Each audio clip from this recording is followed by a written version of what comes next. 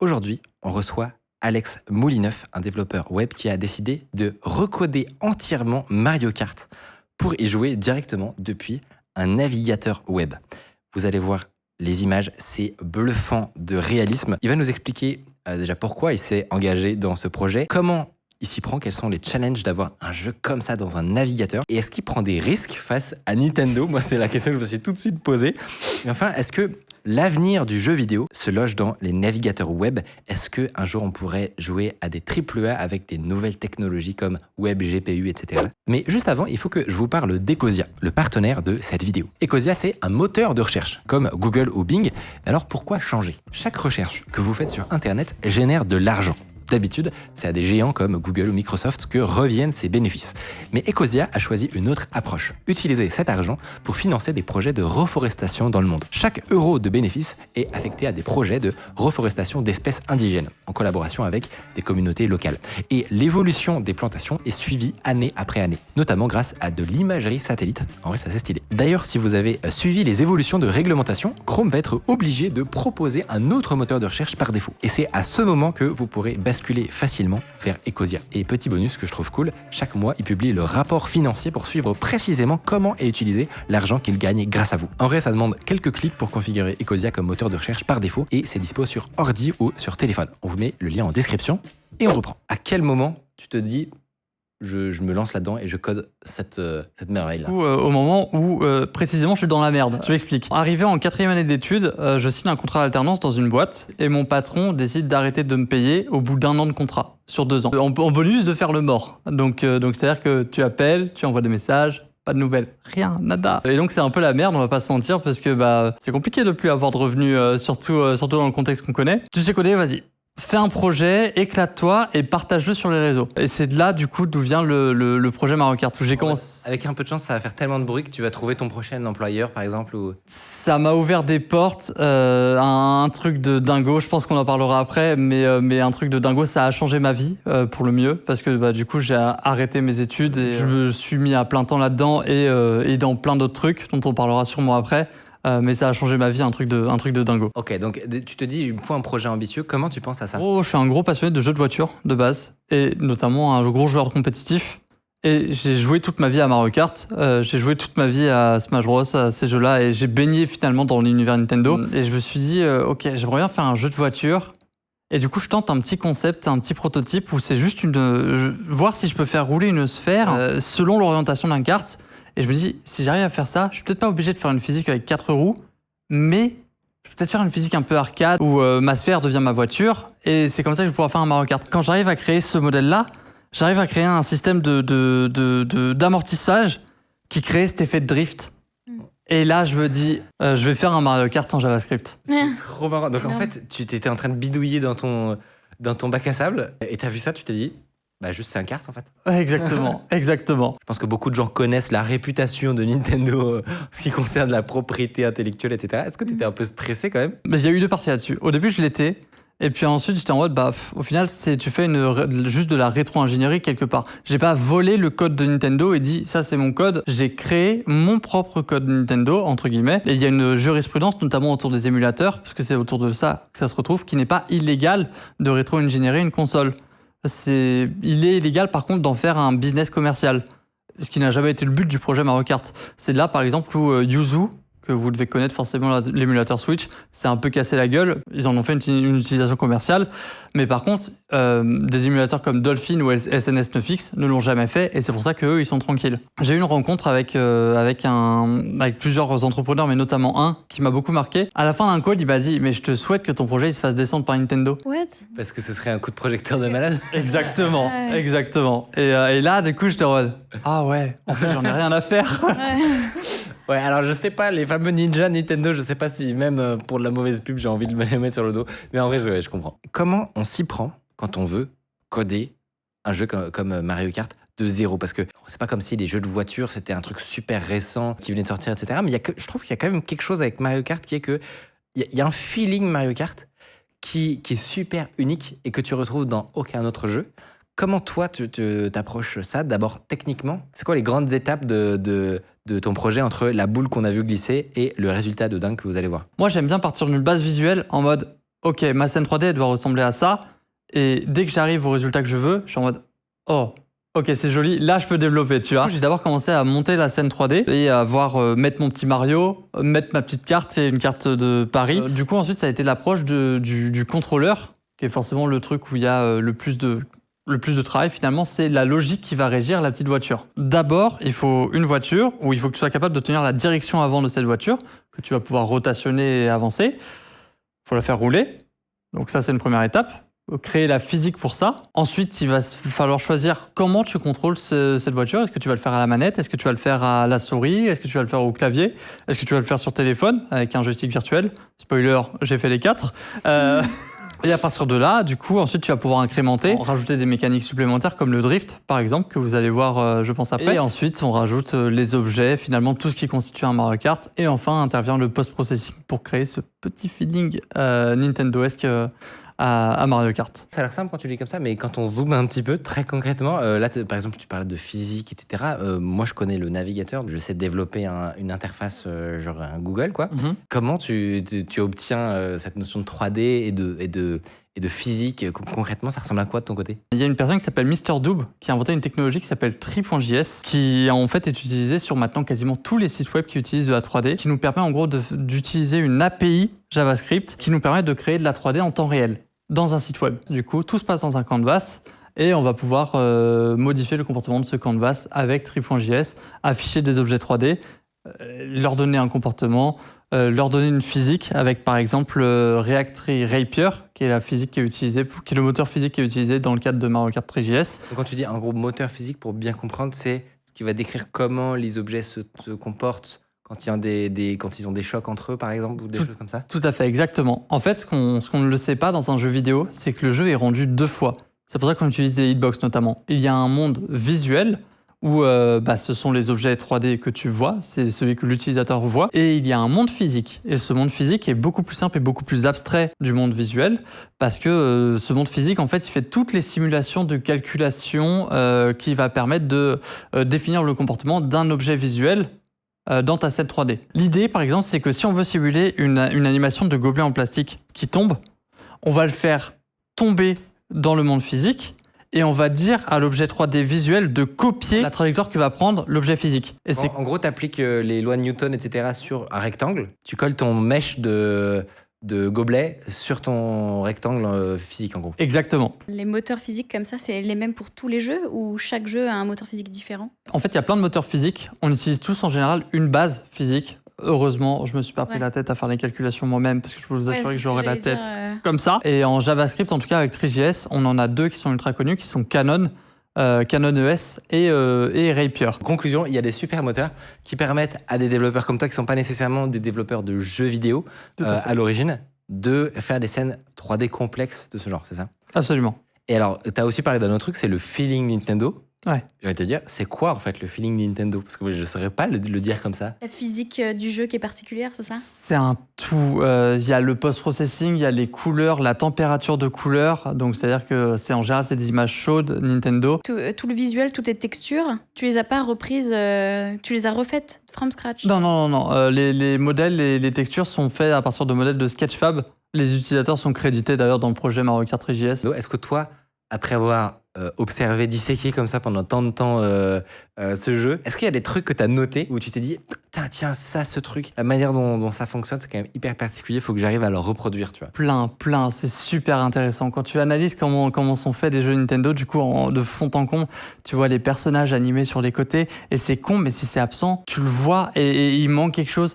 Les couleurs, c'est un truc de fou. Les systèmes de particules, donc les particules, c'est plein de petits effets minuscules, entre guillemets, mais qui régissent un tout dans une scène 3D, qui crée cet émerveillement pour les yeux dont est capable Nintendo. Le post-processing également, qui va nous permettre de rajouter des effets additionnels comme des vrais effets de lumière. C'est un vrai espèce de Photoshop permanent sur une scène 3D. J'ai un souvenir d'être en train de conduire ma course Mario Kart et d'avoir des petits lens flares comme quand on est en train de filmer le soleil et qu'il y a des petits ronds qui apparaissent. Absolument. C'est le genre de détails qui font vivre le jeu, quoi. Tu vois, quand j'ai voulu refaire le dérapage en Mario Kart, J'ai voulu aussi reproduire les systèmes de particules qui sont faits dans Nintendo. Et tu te rends compte que c'est pas, non pas 1, non pas 2, non pas 3, mais c'est 5 systèmes de particules simultanés juste pour le dérapage. Et qui tournent en simultané. Tu as une lumière qui explose quand ton drift il change de couleur. Tu as des petites particules au début de ton drift. Ensuite, tu as des particules, mais tu as un modifieur de gravité qui s'applique dessus. C'est un boulot dans un. Dingue. Trop cool, Franchement, hein. ouais. En fait, justement, c'est parce que tu es passé par tout ce process de recréer from scratch qu'on est là à réaliser le travail qu'il y a derrière eux. Est-ce que c'est quelque chose qu'on peut tester facilement pour les gens qui sont intéressés par ton truc? Est-ce qu'il faut une configuration genre violente comme un jeu AAA? Est-ce qu'il faut un PC gamer, tu vois? C'est tout l'avantage justement, alors il faut une configuration qui est quand même pas mauvaise non plus, parce que par exemple sur mon Mac M2 ça galère un petit peu, mais c'est tout l'avantage, c'est que c'est un navigateur web, et du coup n'importe qui peut y jouer de absolument n'importe où. On peut ouvrir Mario Sur n'importe Kart. quel OS. Ouais voilà, on peut ouvrir Mario Kart sur son mobile, on peut ouvrir Mario Kart sur son Linux, on peut ouvrir Mario Kart sur son Mac, on peut ouvrir Mario Kart sur son Windows. Il n'y a aucune limite. Je suis même sûr qu'on peut ouvrir le Mario Kart sur un navigateur de PS5, par exemple.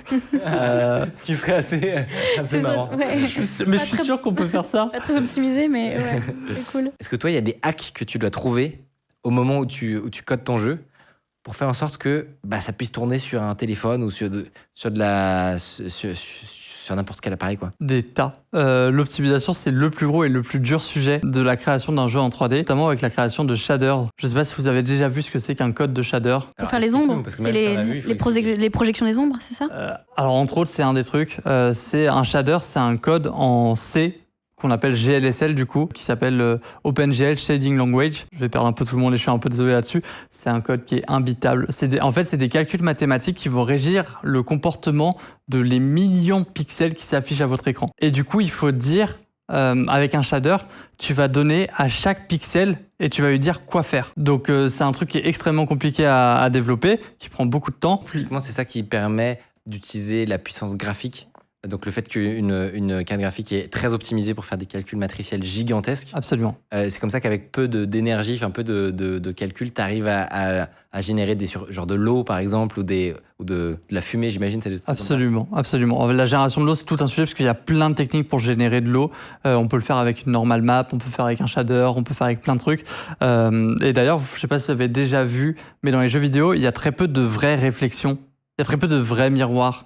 Et la réalité, en fait, c'est parce que le coût de rendu d'un vrai miroir est absolument énorme. Et c'est pour ça que ça se fait jamais, par exemple. Mais du coup, pour optimiser Mario Kart le plus possible et permettre que ça tourne le mieux possible partout, il faut que je réécrive plein de trucs en shader, il faut que je réécrive les textures en shader, il faut que je réécrive les ombres en shader. Ça va demander pas mal de boulot. Juste là, pour comprendre, du coup, quand on dit que tu as recodé Mario Kart, qu'est-ce que tu as fait exactement et qu'est-ce qui reste à faire et que tu comptes faire, tu vois, pour nous donner un ordre d'idée de jusqu'où tu aimerais aller. La première étape, ça a été de créer le player controller, du coup. Donc, le kart, tout simplement, avec la caméra à la troisième personne, les animations de la caméra, les animations des roues, le système d'avancer, de reculer, gauche, droite, drifter gauche, drifter droite, les systèmes de particules, le shader des flammes, des turbos quand on chope un mini turbo ou quand on appuie sur le champignon, parce qu'il y a des objets. Choper un cadeau, obtenir un objet, l'utiliser, l'afficher dans la scène 3D, rajouter un objet en temps réel dans la scène 3D,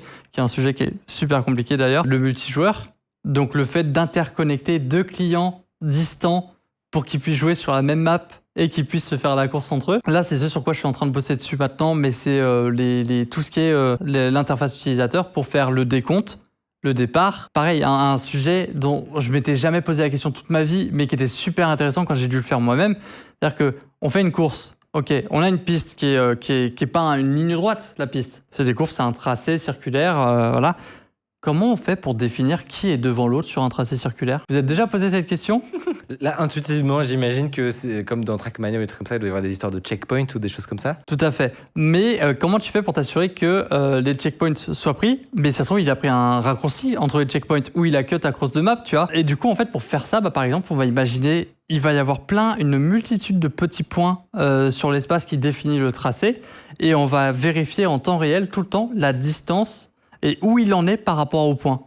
C'est-à-dire qu'à chaque fois qu'il se rapproche d'un point, c'est plus 1, plus 1, plus 1, plus 1, plus 1, plus 1, plus 1, plus 1. Pareil pour l'autre, et du coup, celui qui a le plus de points, C'est celui qui est P1 ou P2. Mais cela dit, dans Mario Kart, il y a quand même des endroits où c'est pas illégal de prendre des raccourcis. Ouais, Tout à fait. Tu peux les prendre. Comment est-ce qu'à ce moment-là, tu considères que la personne est quand même plus loin sur la piste si elle a récolté moins de petits points? Heureusement, il ne faut pas être placé précisément sur le point, mais tu peux calculer par contre la distance de ton kart avec un point. Et tu peux dire par exemple, si ta distance est de 50 mètres, tu valides le point. Je suppose que tu peux augmenter plus ou moins la distance de validation de ton point pour permettre le passage de raccourci. J'ai fait une petite animation qui me permet de... en fait, je voulais un rendu un peu arcade pour l'intro du jeu, où c'est juste une caméra qui passe à travers le tracé du circuit. Et pour faire ça, il m'a fallu définir plusieurs points que la caméra va joindre. Et ensuite, je me suis dit, mais attends, J'ai déjà fait ça. les calculs de la position, tu peux les faire à partir de ces points-là. Et c'est comme ça que j'ai fait les calculs de position des circuits. En fait, tu t'es rendu compte que les briques que tu avais à ta disposition s'additionnent en fait. Absolument. Pas de zéro à chaque fois. Absolument. Très très intéressant. Je vous propose, parce que je sais que vous attendez ça avec impatience, qu'on fasse De le jouer. test. Qu'on fasse le test en direct. Ok. Tu choisis ton Donc là, tu peux choisir ton contrôleur. Tout à C'est-à-dire fait. que tu peux avoir un mobile connecté. Le site peut s'ouvrir depuis un mobile Et ça fonctionne. et ça fonctionne. Et c'est pas. Ah, t'as même le. Oh, c'est si Ça y est, satisfaisant. ça fonctionne. Oh, yes. C'est si... Ah ouais, j'avoue les petits. Ok, c'est marrant, je vois tout ce que tu t'as expliqué du coup. On voit les 5 particules différentes. Ouais. Effectivement, il y a vraiment un feeling Mario Kart. Oh là là. Est-ce que t'as des petits personnages qui bougent du coup? Les traces de... Non, je l'ai pas fait. Je vais le faire, mais j'ai pas fait. Oh, regardez. Notre deuxième joueur nous a rejoint en direct. Ah, il est là. Ah, il m'a mis un objet. Non, franchement, l'animation de la banane, c'est tellement la même que la vraie. Ouais. T'as vu la petite rotate là? Ouais. Pour expliquer, c'est un multijoueur local actuellement, comme sur une console. Non. Non? Ah bon? Non, non, non, non, non, non, Ouais. non, non, non, non, non, non, non, non. Ouais. C'est là toute la particularité. Ah bon? C'est que c'est pas un multijoueur local. C'est-à-dire Ah ouais. que là, on peut le mettre sur un site web et moi, je peux jouer en ligne depuis chez moi Mais et non. tu peux jouer en ligne depuis chez toi et ça marche et on est interconnectés tous les deux. Donc ça veut dire que tu t'es tapé tout le code multi. Parce que pour expliquer que t'as quand même ce qu'on appelle le netcode, qui est l'enfer bien connu de tous les jeux multijoueurs. C'est pas simple. Enfin, en complexité, c'est l'équivalent de refaire ton jeu. Et c'est là où je suis obligé de donner du crédit à une entreprise qui vient de San Francisco, qui sont incroyables et je connais du coup les devs personnellement derrière ça. Donc c'est absolument fantastique et c'est là l'avantage des réseaux, de se développer sur les réseaux et d'afficher le développement de son jeu sur les réseaux, c'est que du coup on se fait approcher par des solutions qu'on ne peut pas estimer. C'est une solution qui s'appelle Playroom et Playroom procure un back-end fonctionnel et optimisé pour le jeu vidéo. Ils font tout ce qui est relou pour toi, à savoir calculer, Exactement. La notion que ces gens sont à des kilomètres de distance, on l'abstrait. Tu n'as plus à t'en préoccuper. Pour toi, ils sont tous sur la même machine, en gros. C'est ça. Et c'est nous qui nous chargeons de synchroniser tous ces états, toutes ces variables entre elles. Tu as quand même des compétences particulières qui te permettent de faire ça. Mais là où je trouve qu'il y a un côté rassurant, c'est qu'on a quasiment l'impression que, avec les services dont tu as parlé, etc., que à peu près n'importe qui, en étant motivé et en y passant peut-être assez longtemps, beaucoup de temps, Beaucoup de temps. pourrait faire sa propre version, peut-être moins bien, mais on a le sentiment que ça a porté des gens motivés, quoi. Tout le taf là de développement sur Minecraft, pardon. Sur Mario Kart, tu l'estimerais combien d'heures? Oh, beaucoup. Parce qu'en plus, non seulement j'avais pas de travail du coup, du fait que mon patron était absent, je me levais des fois à 6h du matin et j'ai éteigné mon PC, il était 23h, tu vois. Je comptais pas mes heures. C'est beaucoup de travail, beaucoup d'essais aussi. Du coup, sur combien de semaines, peut-être? Ou un jour? 2 mois. 2 mois avant que je chope une mission en freelance qui me permette un peu de me sortir de là. Chez Shadow notamment, avec Génie Mobile. Pendant 2 mois, tu veux dire, t'as codé non-stop pratiquement sur ce projet-là? Ouais. Ok. Mais en fait, on pourrait dire que c'est pas tant que ça quand tu vois le résultat, c'est ça qu'en fait. J'allais dire, c'est rapide en fait. En vrai, c'est fou, mais on rappelle que d'habitude, ce genre de jeu nécessite des équipes entières et beaucoup de développement. Oui, mais ça tout seul. prend un Là, temps, ça il y a prend un une temps de track, fou. il manque encore énormément de choses. Et justement, toi, qu'est-ce que tu as envie de développer? Parce que là, moi, j'ai envie de te dire, je veux la version où il y a le vrai décompte, où il y a des vraies courses. Déjà, l'optimisation de performance, il faut que je sois capable de run ce projet partout. Il faut vraiment que je fasse un gros boulot là-dessus. Donc là, pour l'instant, c'est le gros chantier sur lequel je passe en ce moment. Et c'est pas le genre de truc que je peux build in public. Il n'y a pas de avant-après. Oui, c'est pas fun, c'est juste ça marche mieux. C'est beaucoup de réécriture. Ça fait que 2 mois que tu l'as écrit, hein, et tu remets dans ton code et t'es en mode... Et je comprends pas. Oh, mais pourquoi j'ai fait ça? Oh, mais tu es idiot. Et du coup, il y a ça. Il y a le fait d'avoir mes propres assets. L'idée, c'est pas de garder l'identité Mario Kart. Mario Kart, c'est vraiment la façade qui permet aussi de montrer le projet, parce que Mario Kart, c'est quand même un nom qui parle à tout le monde. L'idée, c'est PubCup, comme je vous le disais. En gros, j'ai demandé à ChatGPT, tiens, ça, c'est une photo de mon Carlin. imagine-le dans un kart et montre-nous le résultat. Et le résultat est tellement mignon. Voilà, exactement. Il est trop. En vrai, je le trouve trop chaud et je reconnais tellement mon chien là-dessus, ça m'éclate. Et donc voilà, avoir ses propres assets, avoir sa propre image. Il y a des tas d'effets de particules que je veux rajouter, des tas d'effets de shader que je veux rajouter. Et sur les pistes, est-ce que tu as ambition d'en rajouter, entre guillemets, de rajouter des... Ouais, c'est vrai. Et tous les personnages aussi. Absolument, il y a tout un travail d'UI de cartes différents. Je veux que ce soit une compétition comme Mario Kart. Il y a des objets, je veux rajouter des bombes. Il y a plein de trucs que je veux rajouter. Il y a plein de projets. J'ai une to-do list qui est comme ça de trucs que je veux rajouter. Et est-ce que tu acceptes les contributions Tout à fait. Il y a eu un gros moment où le projet a fait un gros boom dans sa popularité. C'est évidemment quand je l'ai annoncé en open source, parce que le projet est open source, c'est accessible gratuitement partout. Est-ce que de la même manière, moi j'ai suivi un peu de loin qu'il y avait des grosses innovations qui étaient en cours de déploiement sur le navigateur, notamment un truc qui s'appelle WebGPU et qui excite, j'ai l'impression, beaucoup de gens. C'est quoi, toi, ton avis là-dessus ? Est-ce que tu penses que demain, le navigateur pourrait être une place pour avoir des applications gourmandes en ressources ?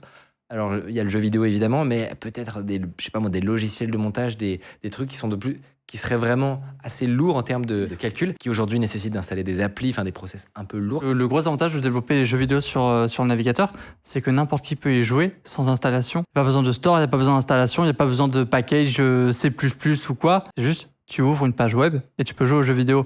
Et c'est là où c'est brillant et c'est là où il y a une partie du marché qui est super intéressante là-dedans.